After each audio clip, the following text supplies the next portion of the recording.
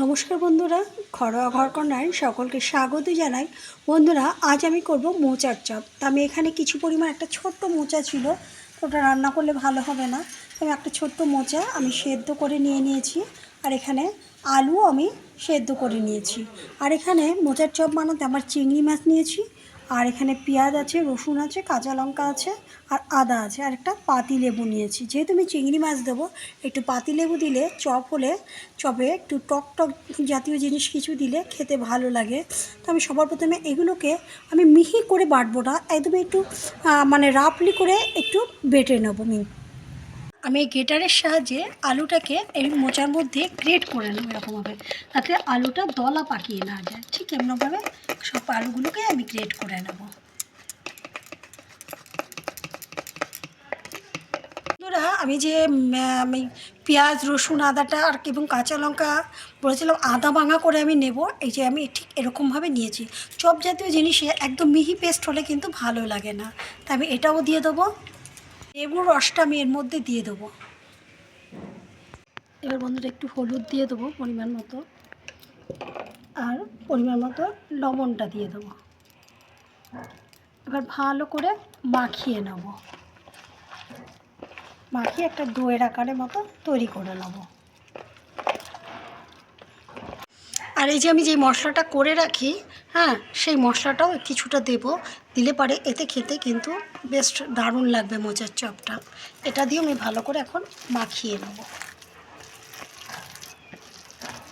একটু কিছু মেশাতে হবে, চালের গুঁড়ো বা ব্রেড কাম। আমি এর মধ্যে এবার একটু ব্রেড কাম মাখিয়ে নেব। বন্ধুরা, এটা একটু নরম নরম হয়ে গেছে।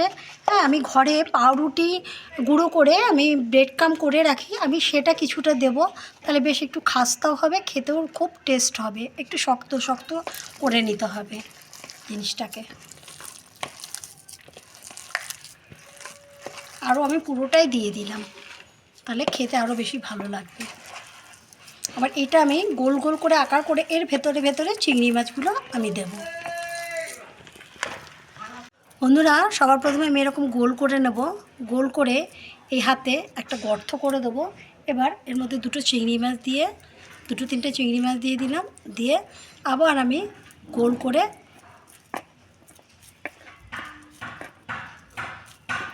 এভাবে রেখে দেবো। ঠিক এরকমভাবে আমি সবগুলো করে নেব। আবারও এটা আমি আরেকটাও দেখাচ্ছি। আমি এরকমভাবে হাতের সাহায্যে গোল করে নেব। গোল করে নিয়ে এখানে চেপে এর মধ্যে আবার দুটো চিংড়ি মাছ দিয়ে দিলাম, দুটো তিনটে দিয়ে দিলাম। এবার আবারও সুন্দর করে গোল করে, যাতে চিংড়ি মাছটা ভেতরে থাকে, যখন খাওয়া হবে প্রত্যেকটা চপে যাতে চিংড়ি মাছ গালে পড়ে, ঠিক সেইভাবে মুখে বাঁধে, ঠিক আমি সেইভাবে সবগুলো এরকমভাবে করে নেব। বন্ধুরা, আমার ঠিক কটা মোচার বল হয়েছে। এখন আমি কিছুক্ষণের জন্য সেট হওয়ার জন্য আমি কিছুক্ষণের জন্য রেখে দেবো। বন্ধুরা, আমার এই মোচা দিয়ে এতগুলো বল হয়ে গেছে চপ।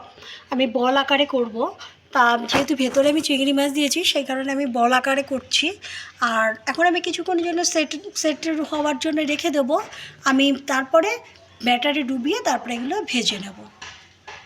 বন্ধুরা, বেসন দিয়ে দিলাম, আর একটু চালের গুঁড়ো দিয়ে দেবো। মুচমুচে হওয়ার জন্য আমি একটু চালের গুঁড়ো দিয়ে দেবো। পরিমাণ লবণ দিয়ে দিলাম, একটু হলুদ দিয়ে দিলাম। একটা শক্ত ব্যাটার তৈরি করে নেব, গলিয়ে নিয়ে ভালো করে এটা ফেটিয়ে নেব। ফেটিয়ে নিলে পারে মোচার চপটা খেতে খুব ভালো হবে এবং ফুলবেও খুব ভালো। আমি একইভাবে এরকমভাবে ঘুরিয়ে নেব। বন্ধুরা, আমি তেলটা বসিয়ে দিয়েছি। এখন এই ব্যাটারের মধ্যে, হ্যাঁ, এই গোলাগুলো দিয়ে চুবিয়ে তারপর আমি তেলের মধ্যে দিয়ে দিলাম।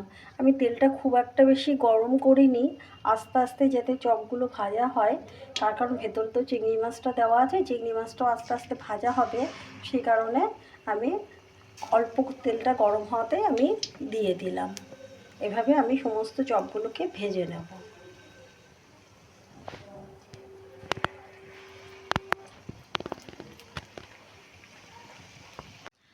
বন্ধুরা, আমার সন্ধ্যাবেলার টিফিন এই যে মোচার চপ করেছি। এখানে 1 গামলা মুড়ি নিয়ে নিয়েছি। আর আমরা লিকার চা খাই, 3 জনের জন্য 3টে লিকার চা। আর আমি বাটিতে খাই সবসময়, আমি কাপে খাই না, সেই জন্য আমার বাটিতে চা। তা আমার এই ভিডিওটি যদি আপনাদের ভালো লেগে থাকে অবশ্যই পাশে থাকবেন বন্ধুরা। কেমন, আজকের মতো শেষ করছি, আবার নেক্সট ভিডিওতে দেখা হবে। এরকমভাবে মোচা দিয়ে যদি এরকমভাবে চপ করে সন্ধ্যাবেলা খাওয়া যায় তাহলে কিন্তু বেশ ভালোই মজা লাগে, ভালোই খেতে লাগে। অবশ্যই আপনারা বাড়িতে করবেন। কেমন বন্ধুরা?